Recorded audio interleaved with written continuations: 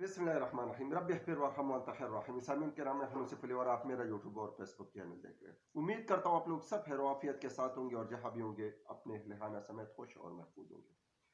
سامعین کرام، high court Peshawar chief justice Muhammad Ibrahim صاحب کے سوشل میڈیا پہ اور الیکٹرانک میڈیا پہ، اگر الیکٹرانک میڈیا پہ اس طرح اس کی کوریج نہیں دی جا رہی ہے، لیکن سوشل میڈیا پہ ایک دھوم مچی ہوئی ہے اور لوگ محمد ابراہیم صاحب کے ساتھ والخانہ محبت اور اظہار کا، اپنے رائے کا اور اپنے محبت کا اظہار کر رہے، کیونکہ محمد ابراہیم صاحب کے لاسٹ نائٹ جو عدالت میں جو اس نے سنوائی کی تھی اور جو کاروائی کی تھی، وہ سارے لوگ ان کو سراہتے ہیں اور ان کا کمپیریزن باقی سپریم ہائی کورٹ کے عدالتوں کے ساتھ کر رہے ہیں کہ باقی عدالتوں کے ساتھ لوگ کو ضمانت تو مل جاتی ہے، لیکن باہر آ کر پھر ان کو پکڑا جاتا ہے اور ان کو محفوظ مقام تک پہنچایا جاتا ہے۔ محمد ابراہیم صاحب کو اطلاع ملی کہ ایک بچی پشاور ہائی کورٹ میں انصاف کے لیے آئی ہے۔ وہ اسلام آباد میں تھا، اپنی مصروفیت اور اپنی میٹنگیں محدود کر کے وہ پشاور کے لیے روانہ ہوئے۔ جب پشاور عدالتی احاطے میں پہنچ گئے تو زرتاج گل کو اس نے بیٹی کہہ کر مخاطب کیا اور یہ کہا کہ پہلے بیٹی کو کھانا کھلائے اور اس کے بعد پھر سنوائی کر لیتے، اور یہاں تک بھی کہا کہ اس کی کیس کیوں نہیں لگائی گئی، جبکہ پھر اس نے اس کو تسلی دی اور کیس کی سنوائی کی اور ودن 3 آور کے اندر اندر ان کو انصاف دلایا اور ان کی ضمانت منظور کی گئی۔ راہداری ضمانت لیتے ہوئے زرتاج گل نے چیف جسٹس محمد ابراہیم صاحب کو مخاطب کیا کہ سر، یہ لوگ پھر مجھے باہر جب میں نکلوں گی تو یہ لوگ مجھے پکڑ لیں گے۔ تو اس پہ چیف جسٹس کا ریمارکس آیا کہ اگر ان لوگوں نے یا کسی ادارے نے آپ کو گرفتار کیا تو پھر میں جانوں اور یہ لوگ جانیں، اور اس نے ڈی پی او کو بلایا اور سخت احکامات کے ساتھ اس کو وہ کاغذ تھما دی کہ ان کو میں نے ضمانت دے دی، اب کوئی بھی ان کو گرفتار نہ کرے۔ جبکہ پورے پشاور میں ہائی کورٹ کے احاطے میں اتنی پولیس، اتنی عملہ اور اتنے لوگ آئے ہوئے تھے جیسے کوئی دہشت گرد کو پکڑنے کے لیے آئے یا کوئی گلبوش یادیو کو پکڑنے کے لیے آئے یا کسی اور بڑے کرائمنل کو پکڑنے کے لیے آئے ہو، جبکہ کچھ لوگ ان کے فیصلوں کو سراہتا ہے اور کچھ بے ضمیر لوگ ان پہ تنقید بھی کرتے ہیں، لیکن ان پہ سوشل میڈیا پہ، الیکٹرانک میڈیا پہ لوگ ٹویٹر پہ بات کر رہے ہیں اور محمد ابراہیم صاحب کے لیے یہ الفاظ استعمال کر رہے ہیں کہ انصاف کا آغاز پشاور سے ہو گیا۔ دوسرا ایک صارفین یہی کہہ رہے ہیں کہ گیدڑ کی 100 سالہ زندگی سے شیر کی ایک دن کی زندگی بہتر ہے۔ تیسری ایک بندے نے یہی کہا کہ اب محمد ابراہیم صاحب کی تنقید کا ٹرینڈ شروع ہو گیا، جبکہ پی ڈی ایم کے اپنی جماعتیں، اپنے اہلکار،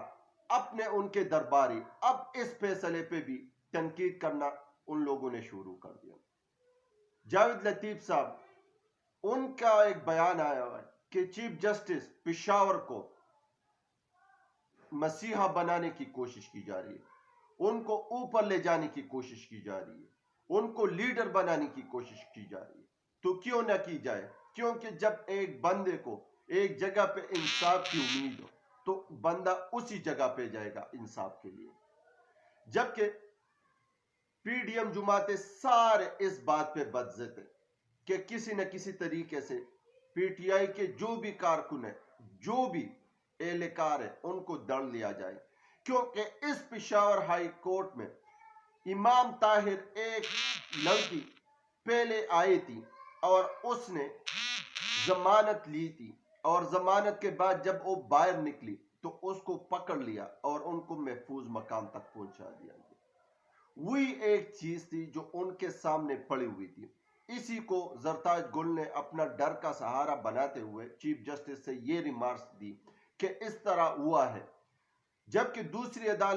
دوسری ہائی کورٹ کے عدالتوں میں یہی ہوتا ہے کہ اندر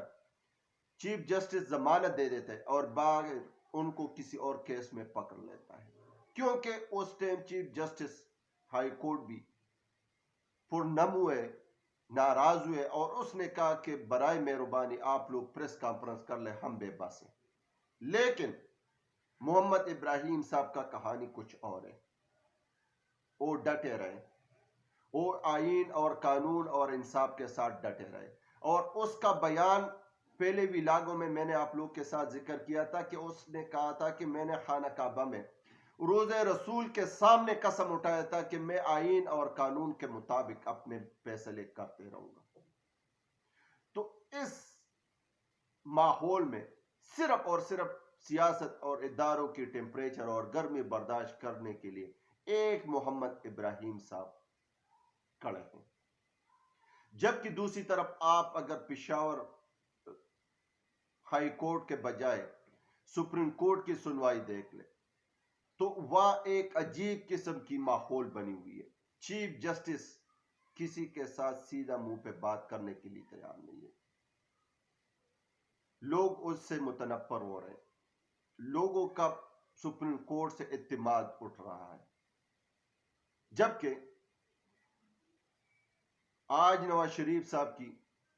تاحیات نااہلی کی کیس کی سماعت بھی ہو رہی، اس میں بھی طرح طرح کے ریمارکس آ رہے ہیں، اور میں بھی ہو سکتا ہے کہ نواز شریف صاحب کی نااہلی ختم ہو جائے۔ جبکہ ایک دن پہلے لطیف کوسا جو کیس کی نمائندگی کر رہے تھے، وہ مسنگ پرسن اور لیول پلینگ فیلڈ پہ ریمارکس دے رہے تھے، تو اس کی بات کمپلیٹ کرنے سے پہلے کاٹی جاتی اور لطیف کوسا صاحب کو تنقید کا نشانہ بناتے۔ یہ تو ہمارے اعلیٰ عدلیہ کا مقام ہے اور اعلیٰ عدلیہ کا رویہ ہے۔ سامعین کرام، دوسری طرف نواز شریف صاحب کے لیے ان کا جو اپنا تائید کنندہ، جو ان کے لیے دن رات میڈیا پہ باتیں کرنے والا طلعت حسین صاحب، وہ ابھی سچ اگلنا شروع کر دیا۔ اس نے کہا کہ نواز شریف صاحب اگر یہ چاہتا ہے کہ ادارے میرے لیے سب کچھ کریں گے تو یہ ان کی خام خیالی ہے۔ نواز شریف صاحب کو خود باہر نکلنا پڑے گا، عوام میں جانا پڑے گا، اپنی مقبولیت کا گراف اٹھانا پڑے گا، کیونکہ اس طرح نہیں ہوتا، اور اگر اس طرح ہے تو سمجھو کہ نواز شریف تو گیا کام سے، نواز شریف کی ساری سسٹم ختم ہو گئی، نواز شریف کا سارا رولا ختم ہو گیا، کیونکہ اب ادارے کہاں تک ایک بندے کے ساتھ لے کے جائیں گے۔ وہ ایک کہاوت ہے نا کہ اگر نہیں چل سکتے تو میں آپ کو کندھے پہ اٹھا کے لے جاؤں گا، لیکن اگر آپ نے نہیں کہا نا تو میں کیا کروں آپ کے ساتھ۔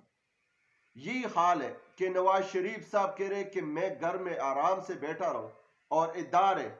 اور ساری بیوروکریسی اور سارے سسٹم میرے لیے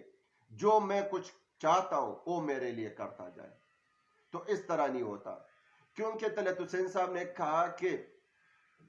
نواز شریف صاحب سیکنڈ شہباز شریف بن گیا، شہباز شریف بھی مصلحتاً کام کرتا تھا، اور اسی طرح نواز شریف صاحب کا بھی رویہ اب آ گیا۔